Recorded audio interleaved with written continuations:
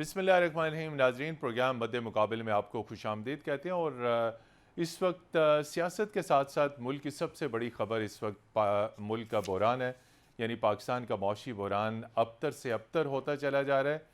और उसके साथ ही जुड़ी हुई डेवलपमेंट है कि आज पूरे पाकिस्तान में ताजरों ने मुल्क-गील हड़ताल की। ख़ास तौर पर बिजली के जो बढ़ते हुए बिल हैं और जो माशी बहरान बढ़ता जा रहा है, और हुकूमत की जानिब से किसी भी किस्म की कोई इकनॉमिक रिलीफ का ऐलान नहीं किया गया। और आज वज़ीर-ए-आज़म अनवारुल हक काकड़ की ज़ेर सदारत के माशी सूरत हाल पर आला सतह का इजलास हुआ, लेकिन इस इजलास का मकसद आवाम को रिलीफ नहीं देना था, बल्कि पाकिस्तान की गैर मुल्की तिजारत, सरमायाकारी और इन चीज़ों के ऊपर गौर किया गया। अगरचे कि ये नुकात भी अच्छे हैं, लेकिन प्रायोरिटी ये दी जानी चाहिए थी कि अवाम को फौरी इस मौजूदा सूरत हाल में क्या रिलीफ मिल सकता है। पस मंज़र में IMF के साथ रब्ता किया गया वज़ारत ख़ज़ाना के हुकाम ने, और रिपोर्टेडली निगरान वज़ीर ख़ज़ाना ने, और IMF से जो बातचीत हुई आज वो इजलास में रखी गई। और वज़ीर-ए-आज़म ने कुछ सिलेक्टेड एंकर्स को बुलाकर उन्हें एतमाद में लिया। वो एक मुख्तसर जो ख़िताब था वो ऑन एयर भी हुआ, लेकिन आज हम बात करेंगे। हमारे साथ दो एक्सपर्ट्स मौजूद हैं। ताहिर अहमद ढिंडसा साहब हैं, सहाफ़ी हैं, मुआशी तज्ज़ियाकार हैं। ताहिर अहमद ढिंडसा साहब, बहुत शुक्रिया। और स्टूडियो में तशरीफ़ रखते हैं ताजरों के हर दिल अज़ीज़ रहनुमा अजमल बलोच साहब। अजमल बलोच साहब सदर आल पाकिस्तान अंजुमन ताजरान हैं, और इन्हीं की अपील पे आज पूरे पाकिस्तान में शटर डाउन जो है हड़ताल वो रही, और बकौल इनके कि ये हड़ताल कामयाब रही। इनसे भी हम पूछेंगे कि मौजूदा माशी बहरान के हल के लिए क्या क्या ऑप्शंस हैं। आज की टॉप स्टोरी हमारी यही है। ताहिर अहमद ढिंडसा साहब, रोज़ बरोज़ जो है माशी सूरत हाल जो है वो अबतर होती जा रही है, कोई वे आउट नहीं नज़र आ रहा। आज अगरचे के इजलास हुआ आला सतह का, लेकिन इसके ऊपर पाकिस्तान में इन्वेस्टमेंट, हमसाया ममालिक के साथ तजारत, अगरचे कि ये चीज़ें ठीक हैं, लेकिन पूरी आवाम ये एक्सपेक्ट कर रही थी कि इतवार को गुजरे हुए आज तकरीबन चौथा पाँचवा दिन है, लेकिन बिजली के बिलों के ऊपर अभी तक कोई इत्तफाक राय नहीं तय पाया जा सका। और एक इतला के मुताबिक बिजली की तकसीम कार कंपनियों के अफसरान और मुलाजमीन और मिनिस्ट्री ऑफ एनर्जी और वपडा के जो अफसरान हैं, उन्होंने इस बात की मुखालफत कर दी कि हमारी फ्री बिजली को विड्रॉ ना किया जाए। ढिंडसा साहब, देखें जी, समझने की ज़रूरत है इस बात को। इस वक्त बहरान ना मुआशी है, ना मुआशरती है, ना ही किसी और चीज़ का। ये कॉन्फिडेंस का बहरान है। आप इमेजिन करें कि आज सबको यकीन हो जाए कि अगर हम सब मिलके एक एक डॉलर देंगे जी, और ये मुल्क चल पड़ेगा और हम तरक्की करना शुरू अवाम होंगे, के तो क्या पास ये सब ढिंडसा लोग साहब रुपया बेनज़ीर नहीं, हालात? आप एक एक डॉलर की बात कर रहे हैं। नहीं, आप 300 रुपया दे दो। तीन चलो। सौ रुपये का डॉलर होता है, मैं 300 रुपया देंगे।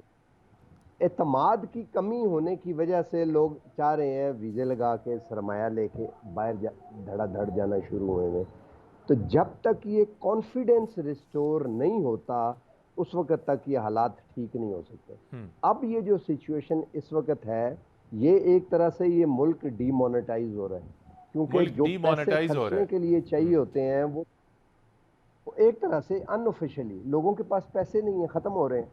मिसाल के तौर पे एक बंदा जो 30,000 रुपया महीने का पेट्रोल पे खर्च करता था, बच्चों को स्कूल छोड़ता था, लाता था, अब उसके खर्च हो रहे हैं 90,000 रुपया। 1.5 लाख 2 लाख उसकी तनख्वाह थी। इसी तरह बिजली पे, तो उसके पास डीवैल्यू हो खाने के गई लिए इनकम पैसे ही नहीं आपकी बचे। सारी, बस बिल्कुल। वैल्यू डीमोनेटाइज हो रही। कॉन्फिडेंस का बहरान है ये। तो कॉन्फिडेंस का, एतमाद का बहरान क्या होता है? एतमाद के बहरान में अमेरिका में एक दिन में वो बैंक था, इतना बड़ा बैंक था, वो बंद हो गया, बैंक करप्ट हो गया। जी, जब हमने धमाके किए तो इन्होंने डॉलर, 10 बिलियन डॉलर के वो फ्रीज किए कि कहीं ऐसा ना हो कि लोग डॉलर निकालने आ जाएं और रन शुरू हो जाए और काम खत्म हो और हम मारे जाएं सारे करके। बात यह है कि इस वक्त बिजली का जो बहरान है वो हमारी मुआशी बहरान का हिस्सा है, अलग से कोई बहरान नहीं है ये जी, ओवरऑल। और मुआशी बहरान क्या है?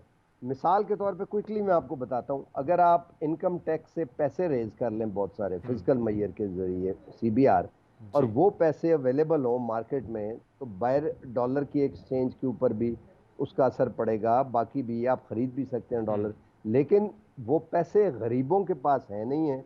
और जो अमीर है वो ज़ाहिर है पैसे देते नहीं। बिजली पे क्विकली एक मैं बात बताऊं, जी आगे फिर प्लीज़। बात करेंगे। बिजली के तीन इसके हिस्से हैं बहरान के।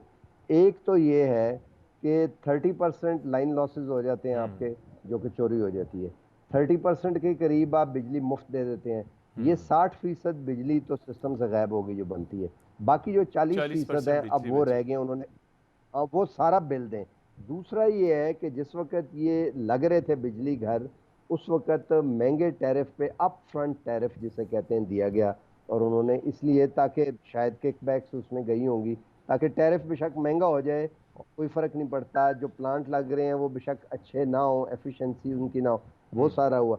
तीसरी चीज़ ये हुई कि उनको ये कहा गया कि हम आपको डॉलर में अदा करेंगे कीमत सारी। और चौथी चीज़ ये हुई कि जो प्लांट लग रहे थे उन्होंने कहा आपकी बिजली बिके या ना बिके, हम खरीदेंगे, अगर नहीं खरीदेंगे तो आपको।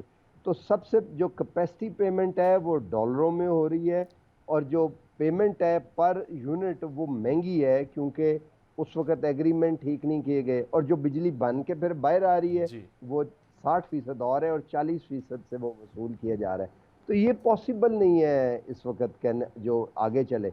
बाकी जहाँ तक ताल्लुक है शमशाद अख्तर के बयान का, वो तो आईएमएफ के साथ जी, आपने उस पे कोई ढिंडसा एग्रीमेंट साहब किया बाद हुआ में है, बात वो करेंगे, कहते हैं कि उसमें उस पे बाद में बात करेंगे। अजमल बलोच साहब से पूछेंगे। अजमल बलोच साहब, पहले तो ये बताइए कि आज पूरे पाकिस्तान में शटर डाउन स्ट्राइक, आपकी हड़ताल कैसी रही? ये तो मीडिया ने बताया है कि पूरे मुल्क में इस वक्त शटर डाउन है, हड़ताल है। मैं कहूँगा तो कहा जाएगा कि जी पता नहीं अजमल साहब अपने से मुबालगा क्या। आराई कर रहे हैं। हाँ, बात यह है कि हड़ताल का मकसद ये था कि ये जो बिजली के बिलों में इजाफा एकदम से किया गया है, कौम चिल्ला उठी है। वैसे वैसे तो हम हैं ही मुश्किलात में। जी।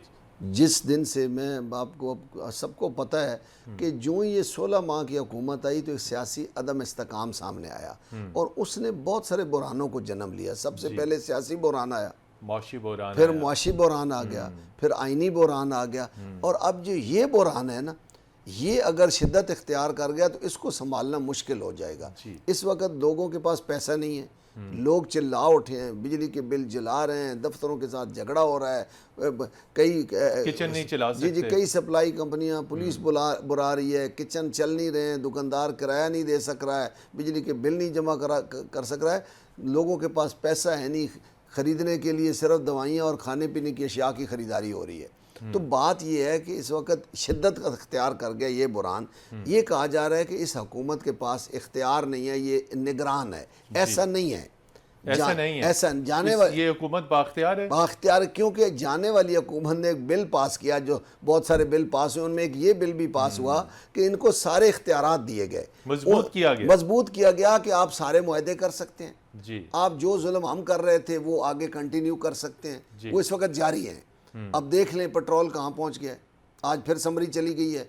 डॉलर जो है ये मेरे ख्याल में 323 या 330 के करीब पहुँच गया। और इसका जिम्मेदार कौन है जो इसको कंटिन्यू करने के लिए इनको कहेंगे? हालांकि निगरान हुकूमत होती थी इलेक्शन कराने के लिए, निगरान हुकूमत तो किसी अफसर को तब्दील नहीं कर सकती थी। ये रेट बढ़ाए जा रहे हैं और कहते हैं कम करने के हमारे पास इख्तियार नहीं है। ये बहुत बड़ा जुल्म है अवाम के साथ, और अवाम के साथ ये कह कर बहुत बड़ी ज़्यादती की जा रही है। अच्छा, ये बताइए कि अक्सर जब बड़ी बड़ी एहतजाजी तहरीकें चलती हैं तो वो मुल्क की तकदीर बदल देती हैं। आप इस एहतजाजी जो तहरीक है आपकी, अगरचे कि इसमें सिर्फ ताजर शामिल हैं और कुछ एक पॉलिटिकल पार्टी ने इसकी सपोर्ट किया, तो क्या आप समझते हैं इसको आप लार्जर स्केल पर अवाम को भी साथ लेकर चल सकते हैं? देखिए, जहाँ तक पॉलिटिकल पार्टी की बात है ना, तो सियासी जमातें, हमारी सियासी जमात ने कभी भी ताजरों की हड़ताल की कॉल नहीं दी है। हमेशा इनके मिलियन मार्च होते हैं, लॉन्ग मार्च होते हैं, महंगाई मार्च होते हैं। मतलब अब ये ऐसा मुमकिन नहीं है। ताजर जब भी हड़ताल करते हैं वो अपनी करते हैं, और आज हड़ताल हुई है, सबको पता है अपने जो मसाइल, क्योंकि सबसे ज़्यादा जो बिजली के बिलों में टैक्सेस हैं वो कमर्शियली बिलों पर हैं। जी, उन कमर्शियल जी मतलब बहुत हाई है। अगर आपका 1 लाख रुपए का बिल है तो 45,000 आपके टैक्स हैं।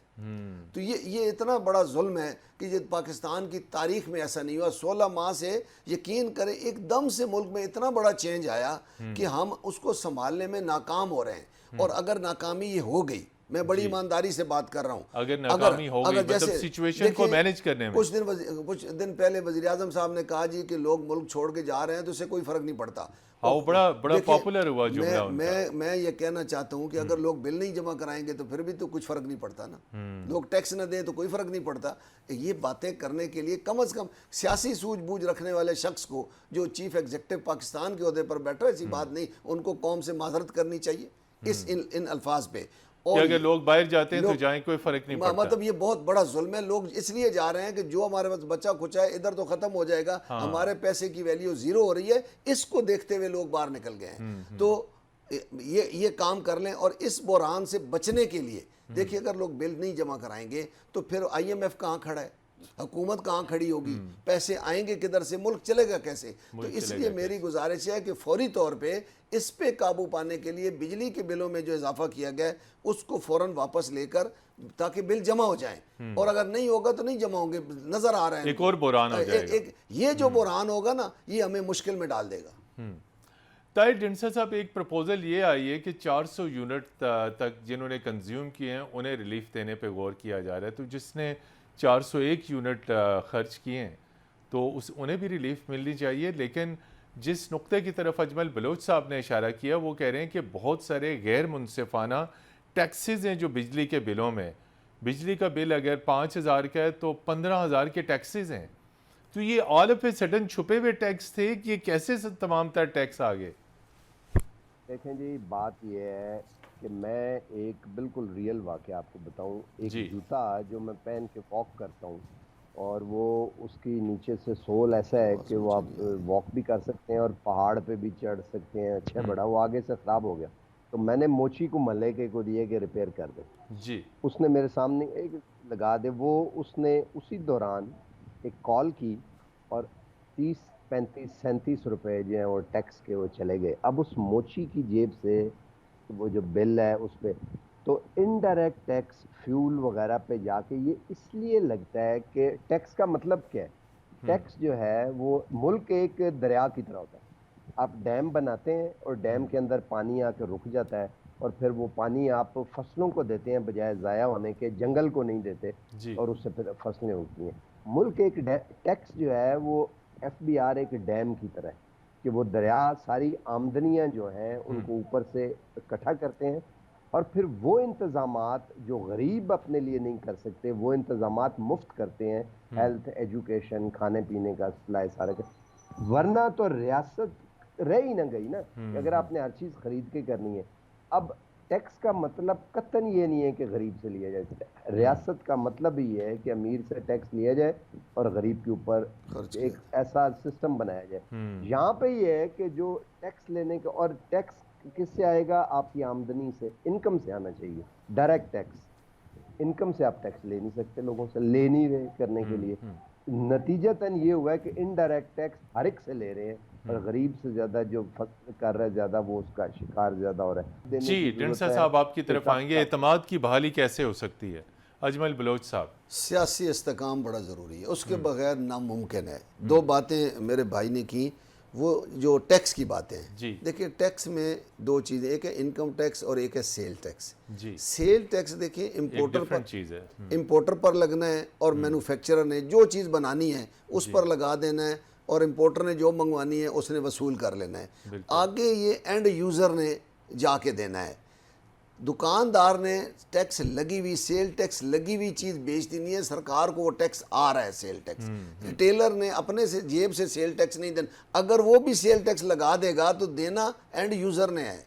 ट्रू, इसलिए देना एंड यूज़र ने है। मैं ये कह रहा हूँ कि इनकम टैक्स, अब देखें ये कहते हैं ताजर टैक्स नहीं देते हैं, FBR कहता है। ये नहीं, ये बड़ा तासर है इसके ऊपर, इसी के ऊपर जरा वजाहत।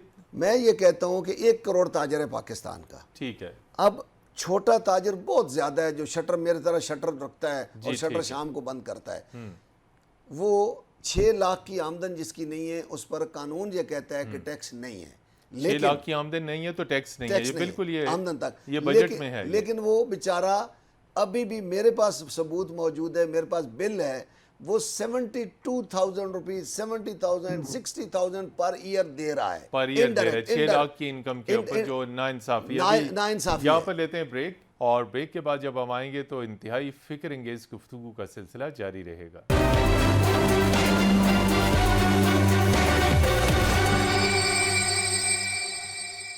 जी नाज़रीन, प्रोग्राम मद्दे मुकाबले में खुश आमदीद। जी अजमल बलोच साहब, लेकिन अताए ढिंडसा साहब ने भी इस तरफ रोशनी डाली कि टैक्स बुनियादी तौर पे आप रिचेस्ट यानी अमीर तरीन तबके के ऊपर लगाएं और गरीब तबके को आप रिलीफ दें।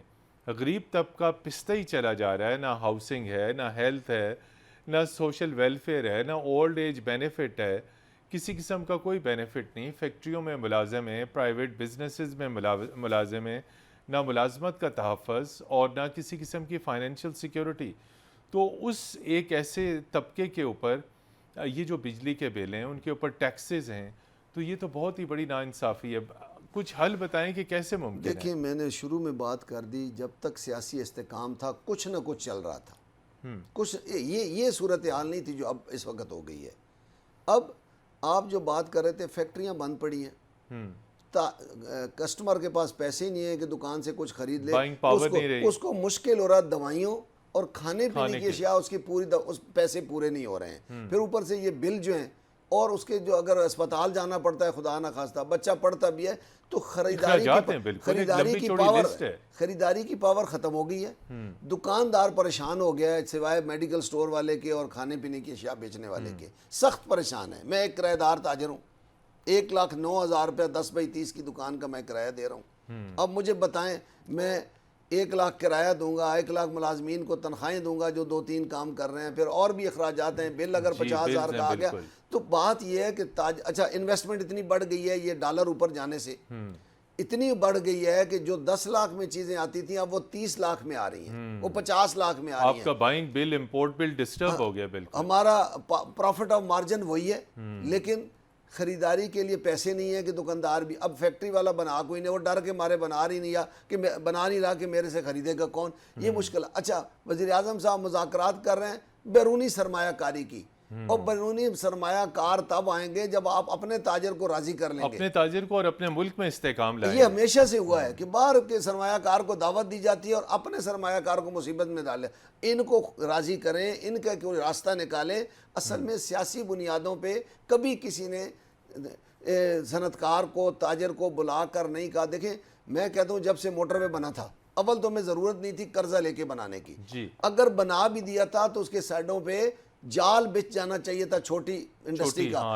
हमें सी पैक की भी कोई जरूरत नहीं थी, रोड्स इंडस्ट्री। और बिल्कुल हमने ऐलान कर देना था कि बगैर उसके 5 साल के लिए छूट है, जो चीज मंगाएगा। आज हम पता नहीं कहाँ, हम रबड़ पेंसिल बनाने के लिए हमारे पास कोई चीज नहीं है, तो हमने क्या हम चीन से हमने खाक तरक्की करनी है। रबड़ और पेंसिल भी चीन से आती है, मतलब खाक तरक्की करनी है। हमारा जमींदार कितनी मुश्किल में है, हमारा सनतकार कितनी मुश्किल में है, दुकानदार कितनी मुश्किल। और भाई पहले आप इनके साथ बैठ के कोई चीज तय करें, फिर बैरूनी सरमाया का वो बाहर देखेगा मुल्क एहतजाज में है, कौम सारी सड़कों पर है, ताजर हड़ताल में है, तो मैं सरमायाकारी करने कैसे लाएंगे। ताहिर ढिंडसा साहब, बड़ा अहम नुकता है कि मुल्क में अगर माशी और सियासी इस्तेकाम नहीं तो गैर मुल्की सरमायाकार कैसे यहाँ पे सरमायाकारी करेंगे।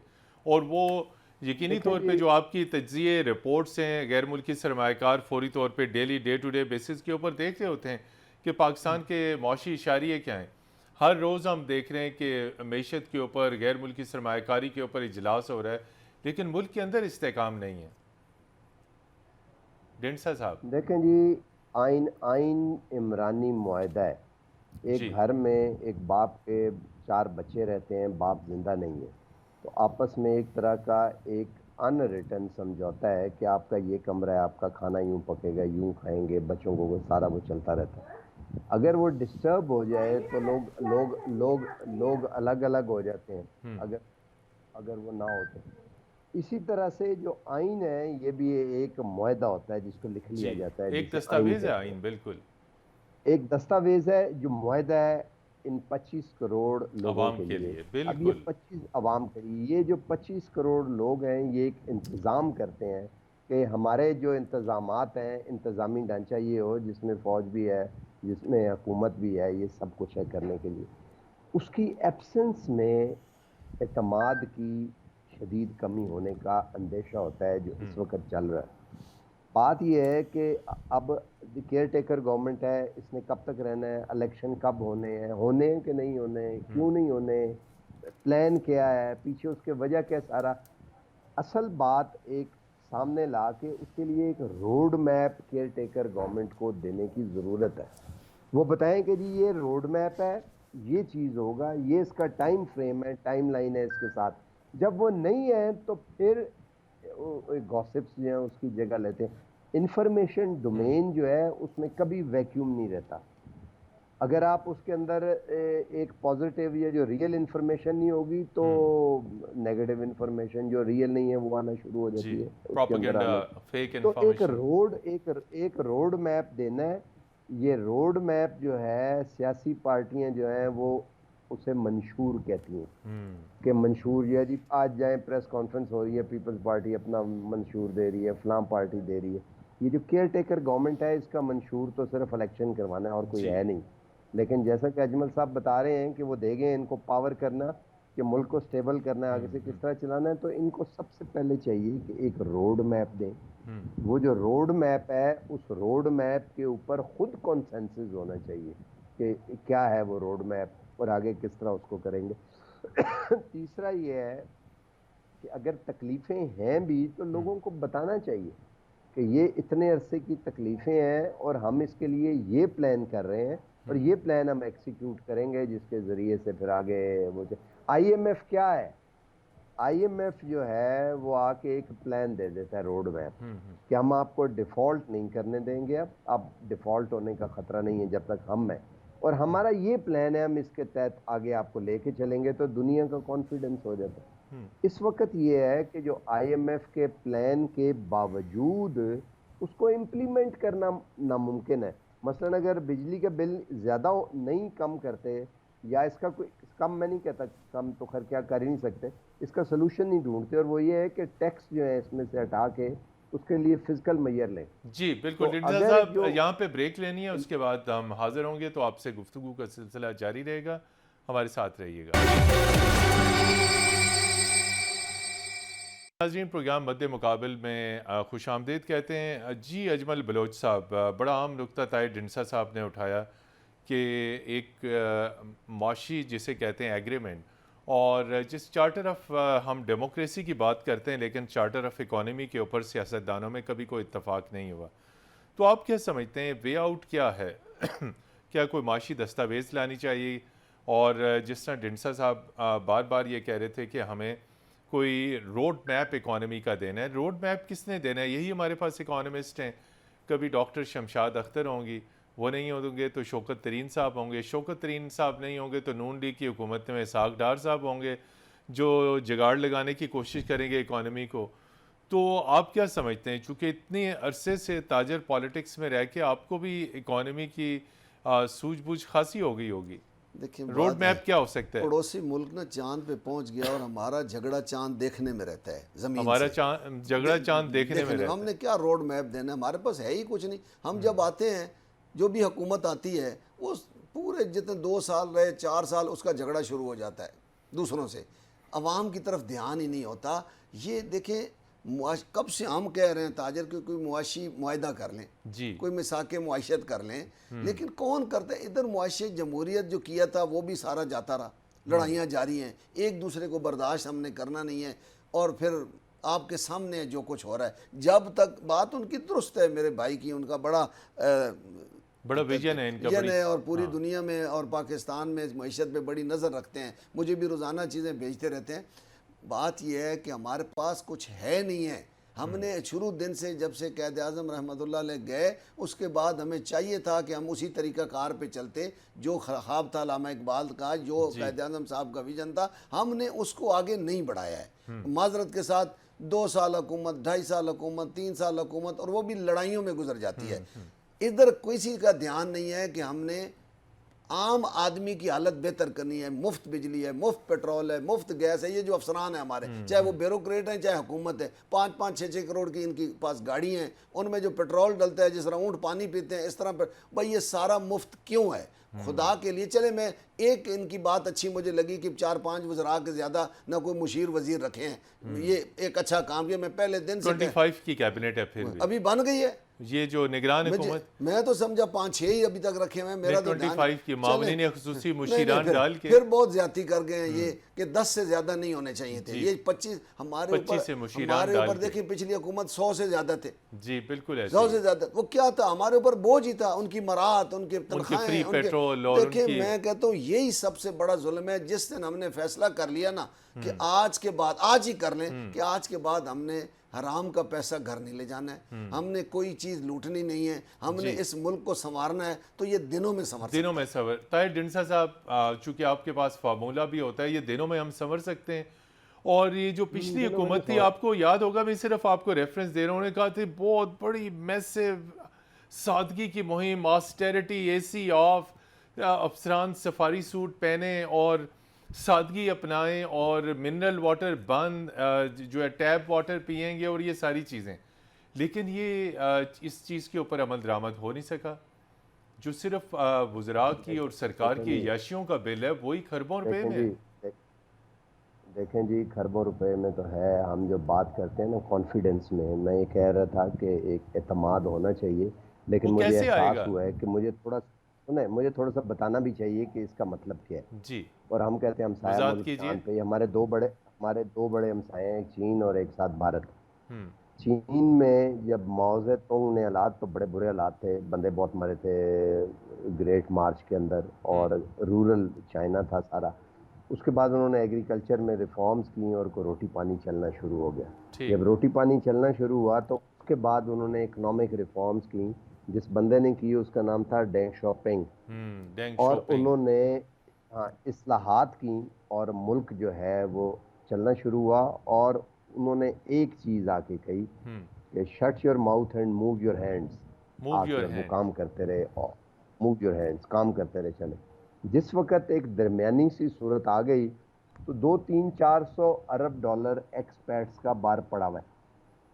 एतमाद होना चाहिए कि ये जो मुल्क है ये हमारा है, पैसा लेके जाएंगे, हमें काम करने देंगे, हमारे हकूक महफूज होंगे। और आप पाकिस्तानी और कोई तरीका उनकी तो तरक्की का इस तरह गैर का हो मुल्क नहीं जो सकता। ओवरसीज पाकिस्तानी है, उनकी तो प्रॉपर्टी यहाँ पे महफूज नहीं है।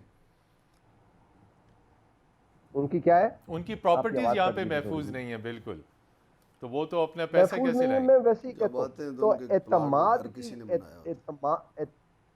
एतमाद की कमी का मतलब ये है कि एतमाद होना चाहिए हुकूमत में कि वो अब चाहती है कि आगे वो उसको बेहतर चलाए, और जी आगे सिलसिला जो है बेहतर हो। ये अजमल बलोच साहब कॉन्फिडेंस से इन द पूछेंगे। जी फ्यूचर अजमल ऑफ बलोच द साहब, जो कंट्री नुक्ते इन्होंने इज हाईलाइट किए हैं, ताहिर आप साहब की समझते बात को हैं बिल्कुल मैं कि माशी इस्लाहात होनी चाहिए? जी जी, जो उन्होंने बात किया ना, मैं उससे थोड़ा सा आगे चला जाता आगे हूँ। चलें बिल्कुल। वो चाइना ने ना 2 फैसले किए हैं। जी एक उन्होंने फैसला किया है कि चोरी करके नहीं लाने, काम करके पैसे घर में लाने, मेहनत करनी है। मेहनत करनी है। जी। दूसरा उन्होंने मर्द कानून, और जन सब काम करते सब हैं। काम करेंगे। 2 मियाँ बीवी भी है ना, तस्बीह टोपी काम ही नहीं है उनका। तस्बीह टोपी दुनिया की हर चीज़ बना डाली उन्होंने, तस्बीह और टोपी टोपी भी भी बन रही बनाए। है। और अगला दूसरा काम जो किया कि जो करप्शन करेगा उसको गर्दन में सख्त गोली सजा। गर्दन में गोली मारेंगे। अगर ये 2 काम इस मुल्क में हो जाए ना, तो हम चाइना की तरह तरक्की कर सकते हैं, कोई मुश्किल नहीं है। जी नाज़रीन, बिल्कुल पाकिस्तान में सियासी और माशी इस्तेहकाम ज़रूरी है, और सियासी और माशी इस्तेहकाम के लिए ज़रूरी है कि चाहे निगरान हुकूमत हो, चाहे रेगुलर डेमोक्रेटिक गवर्नमेंट हो, उसे एक पॉलिटिकल और इकनॉमिक रोड मैप देना होगा। ये रोड मैप कब तक आएगा? जब तक ये रोड मैप नहीं आएगा, आवाम का कॉन्फिडेंस सरकार के ऊपर बहाल नहीं हो सकता। आवाम को मुआशी एतबार से सुखी रखना, खुश रखना हर हुकूमत की अव्वलीन तरजीह होनी चाहिए। अजमल बलोच साहब, आपका शुक्रिया। ताहिर अहमद ढिंडसा साहब, सीनियर एनालिस्ट और इकनॉमिक जर्नलिस्ट, आपका बहुत शुक्रिया कि मसरूफियात के बावजूद आपने वक्त निकाला। प्रोग्राम मद्दे मुकाबल की टीम को इजाज़त दीजिए। खुदा हाफिज़।